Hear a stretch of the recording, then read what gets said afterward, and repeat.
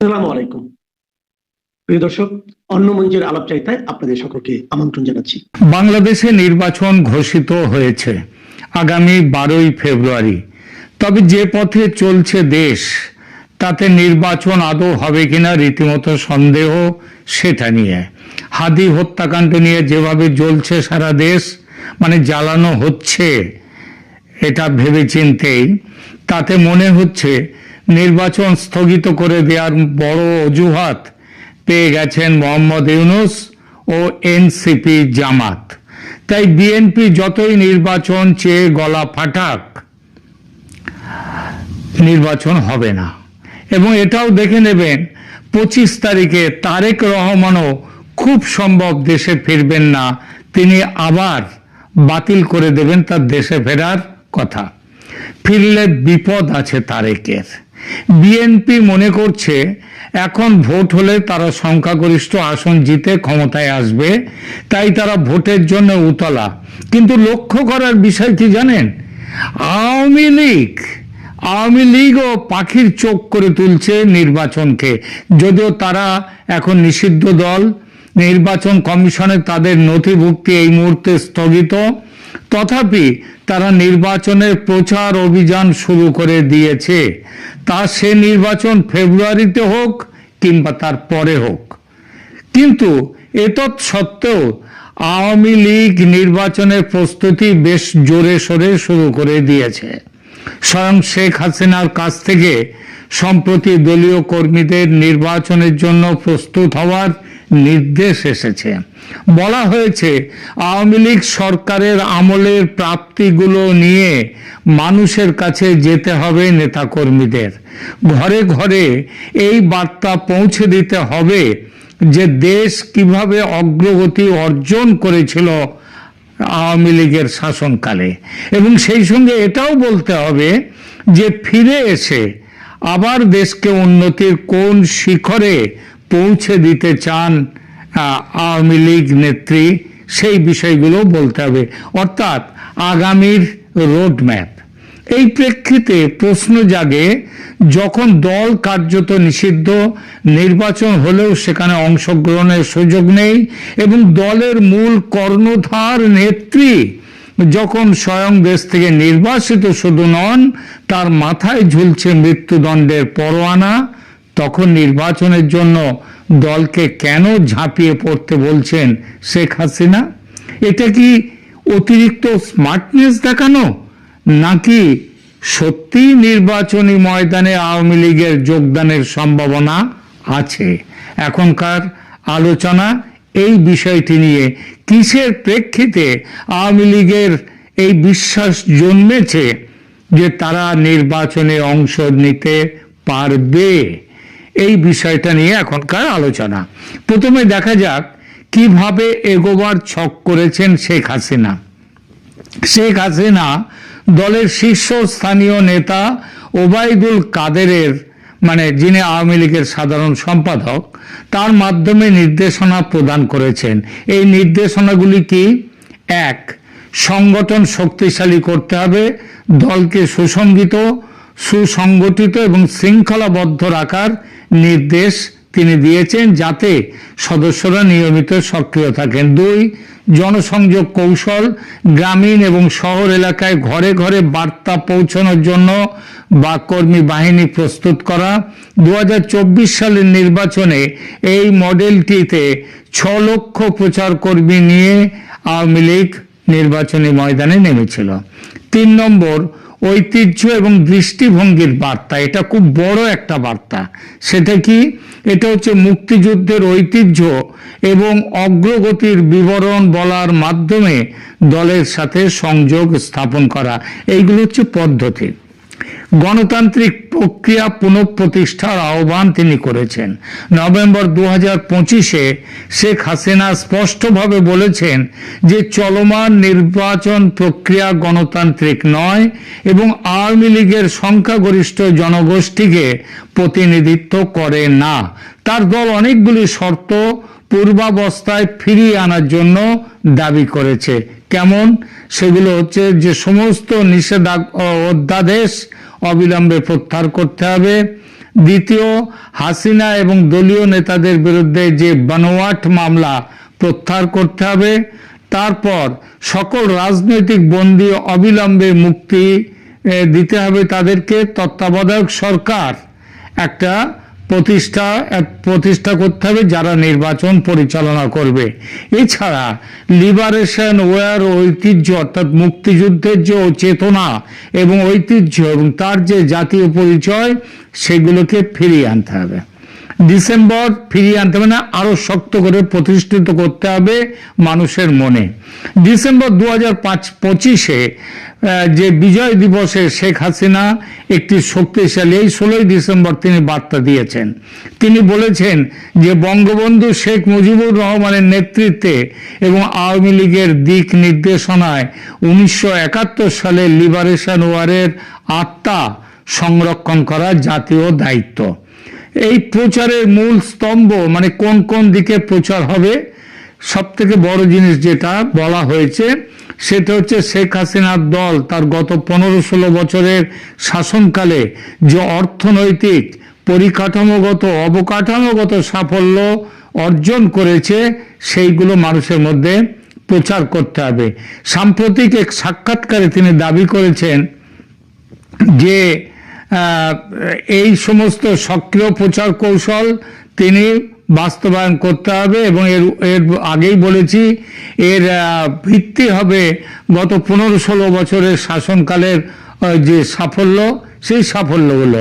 এই বার্তাগুলো তৃণমূল স্তরে প্রচার করা হচ্ছে মানুষকে জানানোর জন্য যে অর্থনৈতিক উন্নতি এবং অবকাঠামো উন্নয়ন কিভাবে সাধারণ জীবনযাত্রার মান উন্নত করেছে। শেখ হাসিনার বিশ্বাস এবং সেটা সাধারণভাবে সেই বিশ্বাস হওয়ার যথেষ্ট যৌক্তিকতা আছে। সেটা হলো ইউনূসের প্রশাসনিক ব্যর্থতা, দেশের অর্থনীতির ভয়ঙ্কর অবস্থা, দ্রব্যমূল্য বৃদ্ধি, কলকারখানা বন্ধ হয়ে যাওয়া, আইন শৃঙ্খলার ভয়ঙ্কর অবনতি আর মৌলবাদী শক্তির উত্থান এবং তার ফলে গণতান্ত্রিক ব্যবস্থা ধ্বংস হয়ে যাওয়া। এই সব মিলিয়ে মানুষের সামনে আশার আলো দেখাবে তার শাসনকালের অর্জন এবং সেই আলো দেখিয়ে মানুষের মনে আওয়ামী লীগ তার আসন আবার আরো শক্ত করে প্রতিষ্ঠা করতে চায়, সেই লক্ষ্যেই প্রচার অভিযানের নির্দেশ। কিন্তু দল যদি নির্বাচনী ময়দানের বাইরে থাকে কিংবা নির্বাচন যদি আদৌ না হয় তাহলে এই প্রচারে কি লাভ? এর একটাই উত্তর, নির্বাচনে অংশগ্রহণের ব্যাপারে শেখ হাসিনা এবং তার দল আওয়ামী লীগ রীতিমতো আশাবাদী। শুধু আশাবাদী নয়, রীতিমতো। এই আশাবাদ ও আত্মবিশ্বাসের পেছনে আছে আন্তর্জাতিক চাপ, বিশেষ করে ভারতের চাপ। ওসমান হাদির মৃত্যুর পর বাংলাদেশের শাসক গোষ্ঠী যে উচ্চগ্রামে নিয়ে গেছেন ভারত বিরোধিতা, সেটা ভারতের গত 1.5 বছর ধরে ভারতের মধ্যে যে বারুদ জমছিল সেই বারুদের কিন্তু অগ্নি শলাকা দিয়ে দেয়া হয়েছে, তারপরে বিস্ফোরণ। এবং আপনাদেরকে গত কালকের ভিডিওতে বলেছি ভারত একেবারে চরম সিদ্ধান্ত নিয়ে ফেলেছে শিক্ষা দেওয়ার পথে, আরো পরিষ্কার করে বললে সামরিক অভিযানের পথে ভারত কিভাবে এগোচ্ছে। কিন্তু হাসিনার এই আত্মবিশ্বাস এবং নির্বাচনে অংশগ্রহণের বিষয়ে তার দলের বর্তমান তৎপরতার পেছনে আন্তর্জাতিক চাপের কথা বলেছি। বিশেষ করে ভারতের অবস্থান যে একটি বড় ভূমিকা পালন করছে সেই বিষয়ে জোরালো আলোচনা চলছে আন্তর্জাতিক রাজনীতির বিশ্লেষকদের মধ্যে। 2025 সালের ডিসেম্বরের বর্তমান উত্তাল পরিস্থিতিতে আওয়ামী লীগের নির্বাচনে অংশগ্রহণের সম্ভাবনা উজ্জ্বল হওয়ার পেছনে যে কারণগুলি দেখা যাচ্ছে সেগুলো এরকম। প্রথমত শেখ হাসিনার, প্রথমত বলেছি যে ভারতের অবস্থান, মানে এখানে ভারতের অবস্থানের কথা বারবার বলছি যে শেখ হাসিনার বর্তমান আত্মবিশ্বাসের মূলে রয়েছে ভারতের শক্ত কূটনৈতিক অবস্থান। আওয়ামী লীগকে নির্বাচন থেকে দূরে রাখা বা নিষিদ্ধ করার যে প্রক্রিয়া অন্তর্বর্তীকালীন সরকার করেছে, ভারত তা নিয়ে প্রকাশ্যে এবং কূটনৈতিক চ্যানেলে প্রবল উদ্বেগ জানিয়েছে এবং চাপ দিয়েছে আওয়ামী লীগকে নির্বাচনে অংশ নেয়ার ব্যাপারে তাদেরকে তাদের গণতান্ত্রিক পরিসর সংকুচিত না করার জন্য। অর্থাৎ আওয়ামী লীগকে বাদ দিয়ে নির্বাচন হলে সেটা দেশের গণতান্ত্রিক পরিসর সংকুচিত করার সামিল হবে। ভারত মনে করে একটি বড় রাজনৈতিক শক্তিকে নির্বাচনের বাইরে রাখলে বাংলাদেশে স্থিতিশীলতা আসবে না। হাসিনার জন্য এটি একটি বড় লাইফ লাইন। তিনি মনে করছেন ভারতের এই চাপের মুখে অন্তর্বর্তীকালীন সরকার নমনীয় হতে বাধ্য হবে, কারণ তাকে ছাড়া নির্বাচন করলে সেই নির্বাচনের আন্তর্জাতিক গ্রহণযোগ্যতা থাকবে না। দ্বিতীয়ত, শেখ হাসিনা দিল্লি থেকে বার্তা দিয়েছেন যে আওয়ামী লীগকে ছাড়া নির্বাচন হলে তার দলের লক্ষ লক্ষ সমর্থক ভোট বয়কট করবে। এমনটা হলে এই নির্বাচনে ভোটারদের অংশগ্রহণের হার ভীষণভাবে কম হবে। সেই হার গত বছর জানুয়ারিতে শেখ হাসিনার আমলের ভোটদানের হার থেকেও কম হওয়ার সম্ভাবনা। আর সেটা হলে হাসিনার বিরুদ্ধে আমেরিকা সহ পশ্চিমী দুনিয়ার যে অভিযোগ ছিল সেই একই অভিযোগ বরং আরো বড় হয়ে উঠবে এই নির্বাচনের বিরুদ্ধে। সবচেয়ে বড় কথা, বিএনপি নিজে নির্বাচন বয়কট করেছিল এর আগে। আওয়ামী লীগ কিন্তু বয়কট করতে চায় না নির্বাচন, তারা নির্বাচনে অংশ নিতে চায়। এই অবস্থায় তাদের বাদ দিয়ে নির্বাচন করলে সেই নির্বাচন শুধু ভারত নয়, পশ্চিমের কোনো গণতন্ত্রই মানবে না। তৃতীয়ত, দক্ষিণ এশিয়ার ভূ রাজনীতিতে ভারতকে সঙ্গে রাখা যে ভীষণভাবে জরুরি, এই সত্যিটা এতদিনে ভালোভাবে বুঝতে পেরেছেন মার্কিন প্রেসিডেন্ট ডোনাল্ড ট্রাম্প। ট্রাম্প বুঝেছেন ভারতকে সঙ্গে না রাখলে ভারত তার নিরপেক্ষ অবস্থান পাল্টে রাশিয়ার আরো ঘনিষ্ঠ হবে এবং আমেরিকা থেকে দূরে সরে যাবে। চীন এবং ভারত দুটো দেশকে শত্রু করে তুললে আমেরিকার সমূহ ক্ষতি। বাধ্য হয়েই তাই ভারতের বাংলাদেশ নীতিতে সায় দিতে হবে আমেরিকাকে। আর এই প্রক্রিয়া যে ইতিমধ্যে শুরু হয়ে গেছে তার নানা সংকেত দেখা যাচ্ছে, যার মধ্যে প্রধানতম হলো বাংলাদেশের জাতীয় নিরাপত্তা উপদেষ্টা খলিলুর রহমানের প্রথমে দিল্লি, তারপর দোহায় ভারতের নিরাপত্তা উপদেষ্টা অজিত ডোভালের সঙ্গে বৈঠক। সেই সব বৈঠকে মার্কিন প্রতিনিধিরাও হাজির ছিলেন এবং ভারতের মতে তারা মত মিলিয়েছেন। শেখ হাসিনা স্পষ্ট বুঝেছেন এটা, তাই দলীয় সমর্থকদের উদ্দেশ্যে বার্তা দিয়েছেন প্রচার অভিযান শুরু করার। এরপরেও আছে, এরপরে চতুর্থ যে কারণটা অতি সাম্প্রতিক, হাসিনার পক্ষে সেটা খুব ভালো কাজ দিয়েছে, সেটা হলো ওসমান হাদির হত্যাকাণ্ড, তার পরবর্তী সহিংস ঘটনা প্রবাহ। যেভাবে কোন রকম তদন্ত ছাড়াই আওয়ামী লীগ ও ভারতকে অভিযুক্ত করে বিবৃতি দিয়েছে বাংলাদেশের রাজনৈতিক নেতারা, বাংলাদেশ সরকারের একাধিক উপদেষ্টা, তাতে ভারত প্রচন্ড সংক্ষুব্ধ। এই ঘটনাটি হাসিনার জন্য পরোক্ষভাবে একটি সুযোগ তৈরি করেছে। ওসমান হাদির মৃত্যুর পর অভিযোগ ওঠে যে তার হত্যাকারী ভারতে পালিয়ে গেছে, এর জয় তাকে ফেরত দিতে হবে। এর জেরে বাংলাদেশে তীব্র ভারত বিরোধী বিক্ষোভ শুরু হয় এবং ভারতীয় হাই কমিশন ঘেরাও বা বন্ধের দাবি ওঠে। এই পরিস্থিতিতে ভারতও কঠোর অবস্থান নিয়েছে।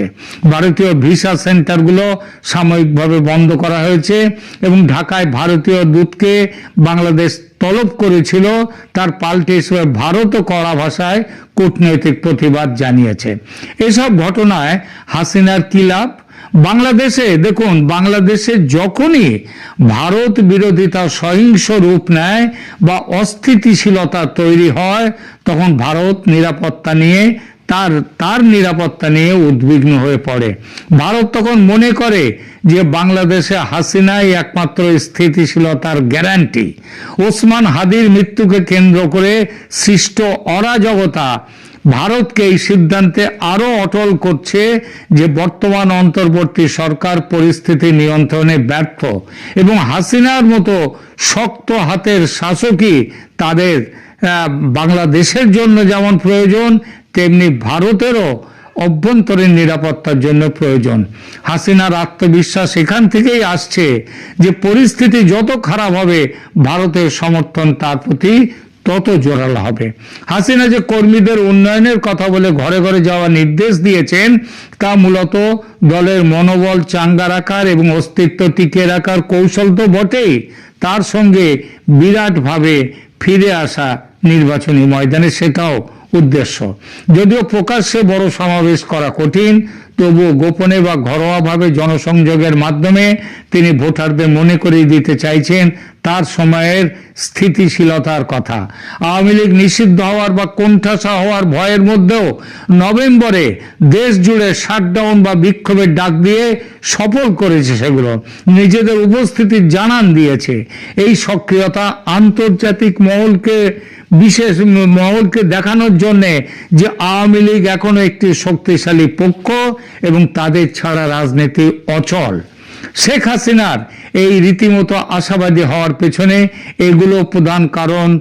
আরো একটা বড় কারণ রয়েছে, বললাম, জিওপলিটিক্যাল ইকুয়েশন বা ভূ রাজনৈতিক সমীকরণ, এবং সেই সমীকরণ অনুযায়ী আওয়ামী লীগকে সেখানটাতে আওয়ামী লীগ এবং এই ভূ রাজনৈতিক সমীকরণের জন্য ভারতকে অস্বীকার করা যাবে না, ভারতের অবস্থানকেও, ভারতের চাওয়াটাকেও গুরুত্ব দিতে হবে।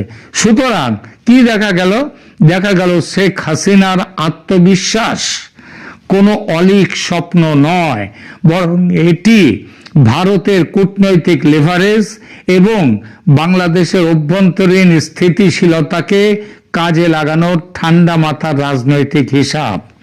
আন্তর্জাতিক ভূ রাজনীতির খেলায় বাংলাদেশে ভারত যেটা চায় সেটা অস্বীকার করার ক্ষমতা খোদ আমেরিকারও নেই। আর বাংলাদেশকে স্থিতিশীল রাখার ক্ষমতা ইউনূস কিংবা তার পৃষ্ঠপোষক জামাতের নেই। সে ক্ষমতা আছে আওয়ামী লীগের এবং কিছুটা পরিমাণে বিএনপির। কিন্তু গত 1.5 বছরে বিএনপি যেভাবে নিজেকে মুক্তিযুদ্ধ বিরোধী শক্তিতে রূপান্তরিত করেছে, যেভাবে ইউনূসকে নিঃশর্ত সমর্থন দিয়ে দেশকে আজকের অরাজক পরিস্থিতিতে এনেছে, তাতে বিএনপির সমর্থনের জমি অনেকটাই ভেঙেছে। আমি বারবার করে একটা কথা বলি, বাংলাদেশের নির্বাচনের দুটো পক্ষ, একটা মুক্তিযুদ্ধের সমর্থনের পক্ষে আর একটা মুক্তিযুদ্ধের পক্ষে, আর একটা মুক্তিযুদ্ধের বিরোধের পক্ষে। এই মুক্তিযুদ্ধের সমর্থনের পক্ষের পুরো শক্তিটাই বিশেষভাবে বেশিরভাগ শক্তি বিএনপি থেকে কিন্তু চলে আসবে আওয়ামী লীগের কাছে। আর বিএনপির মধ্যে যে মৌলবাদী শক্তি আছে, মুক্তিযুদ্ধ বিরোধী শক্তিও যারা রয়েছে, তারা চলে যাবে জামাতের সঙ্গে। বিশ্ববিদ্যালয়গুলির ছাত্র ইউনিয়নের নির্বাচন সেটা চোখে আঙুল দিয়ে দেখিয়েছে।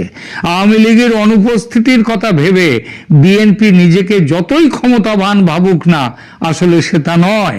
এই গোপন তথ্য দিয়েছে ভারতের গোয়েন্দা সংস্থাগুলো। এখানেই আওয়ামী লীগের প্রাসঙ্গিকতাকে ভারত তো বটেই, আমেরিকাও মানতে বাধ্য হয়েছে। শেখ হাসিনা এজন্যেই নির্বাচনে অংশ নেওয়ার বিষয়ে এতটা আশাবাদী।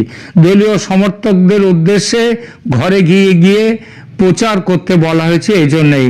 আর ইউনূসের ক্ষমতা নেই এই নির্বাচনকে হয়তো ফেব্রুয়ারি থেকে সরিয়ে দিতে পারেন কিছুদিনের জন্য, কিন্তু বড় কোনো সময়ের ব্যবধানে, অর্থাৎ বহুদিনের জন্য, যেটা উনি বলেছেন এর আগে, অনেকেই বলছে নাকি ওনাকে 50 বছর দেশ শাসন করতে, 5-10 বছর নয়, 50 বছর কথাটা নিজেই বলেছেন, সেটা কিন্তু সম্ভব নয়। বিশ্ব জনমতের চাপে, ভারতের চাপে নির্বাচন করতে হবে আজ না হোক কাল। ফেব্রুয়ারি বড়জোর পিছিয়ে 2-1 মাস পিছাতে পারে, তার বেশি নয়। ধন্যবাদ।